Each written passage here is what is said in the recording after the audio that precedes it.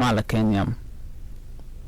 nere shot gwan ka gat ke ye ko dangware ko daro kanan yo kot kel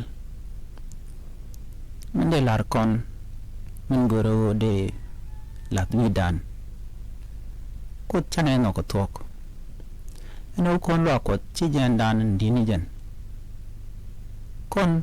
u kon lo ko de rande ro da ger de sing de jek tin kon te tenawan de ra kapal kamu kon lo ko kon kel ga jek tin kon jena ka re wi bu kon ku kon nang ne de kon tin chi cherken jikan ka wo ko chi kan je kan goro bu kan galing ngula kon ga le ya ko ra bana ko lo we la re lo ko gon wa pal kutan en goje to chagwa kon ni lo ko de no de je ko de ga pal ko jin gono ku de ku je lo lat